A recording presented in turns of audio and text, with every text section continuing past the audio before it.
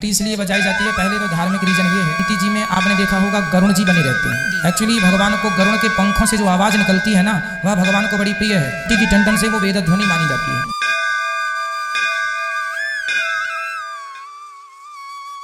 राधे राधे दोस्तों, जय श्री राधे रमन। क्या आपके घर में भी मंदिर है और मंदिर में पूजा घर में आप भगवान की दिया बाती करते समय घंटी बजाते हैं? तो क्या आपने कभी ये सोचा कि आखिर भगवान के मंदिरों में इतने बड़े बड़े घंटे क्यों लगे होते हैं और अपने घर में मंदिर में गरुड़ घंटी बजाने के लिए क्यों कहा जाता है?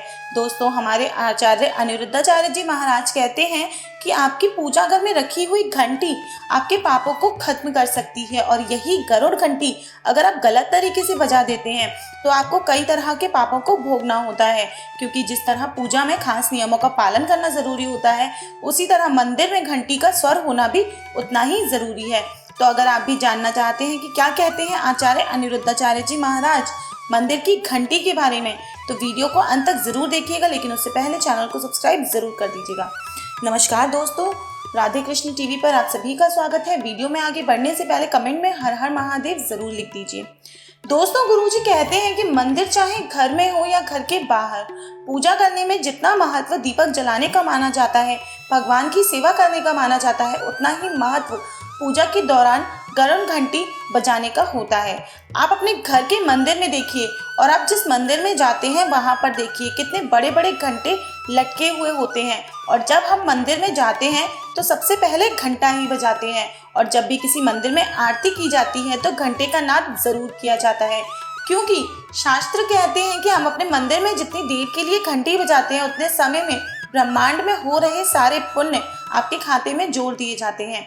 वहीं इसी समय संसार में जितने भी तपस्वी तपस्या कर रहे होते हैं, दानी लोग दान धर्म पुण्य का कार्य कर रहे होते हैं, जितनी भी महिलाएं अपने पतिव्रत धर्म का पालन कर रही होती हैं, पुरुष पवित्रता दिखाते हैं, यह सभी अच्छे कर्मों का फल आपको ही मिल जाता है।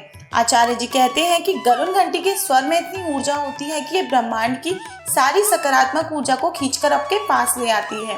और जिस समय आप घंटी बजाते हैं उस समय आपके आसपास की सारी नकारात्मक ऊर्जा और कीटाणु अपने आप ही खत्म हो जाते हैं और आप पवित्र बन जाते हैं। लेकिन गुरुजी ने ये भी बताया कि अगर आप गलत समय पर गरुड़ घंटी बजा देते हैं तो आपको ब्रह्मांड में दारुण दुख भोगना होता है, और इसीलिए पूजा घर में घंटी बजाते समय कुछ खास गलतियां बिल्कुल नहीं करनी चाहिए। गुरुजी के अनुसार कभी भी मंदिर में रखी हुई गरुड़ घंटी का अपमान ना करें, और जब भी हम किसी देवी या देवता के मंदिर जाते हैं तो मंदिर में प्रवेश करते समय हमें घंटी जरूर बजानी चाहिए। लेकिन अगर आप पूजा करने के बाद मंदिर से वापस आ रहे हैं तो उस समय घंटी बिल्कुल भी नहीं बजानी चाहिए। इसके अलावा गुरुजी ने ये भी बताया कि यदि आप मंदिर में उस समय गए हैं जिस समय भगवान के पट बंद हैं और भगवान आराम कर रहे हैं, तो इस समय अगर आप घंटी बजाते हैं तो उनके ध्यान में विघ्न आता है। और सुनने में ये भले ही आपको छोटी सी बात लगे, लेकिन शास्त्रों में बताया गया है कि भगवान की निद्रा के समय विघ्न डालना 12 ब्राह्मणों के भूखे रहने के बराबर है।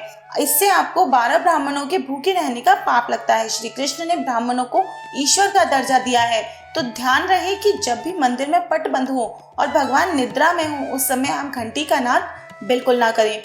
इसी के साथ गुरुजी ने ये भी बताया कि आप सुबह खुद स्नान करने के बाद स्वच्छ कपड़े पहने।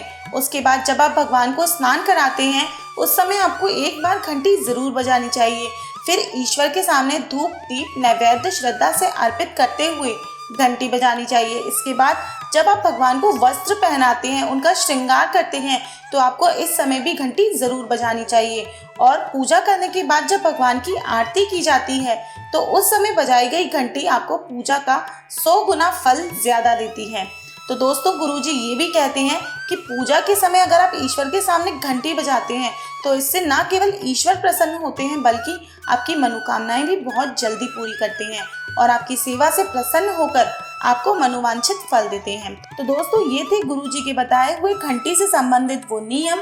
उम्मीद करते हैं आपको आज की वीडियो ज़रूर पसंद आई होगी। अगर हमारी आज की वीडियो आपको अच्छी लगी हो तो चैनल को सब्सक्राइब करके वीडियो को लाइक करें और ज़्यादा से ज़्यादा लोगों के साथ शेयर करें ताकि गुरुजी की महिमा और लोगों तक ज़रूर पहुँचे। धन्यवाद।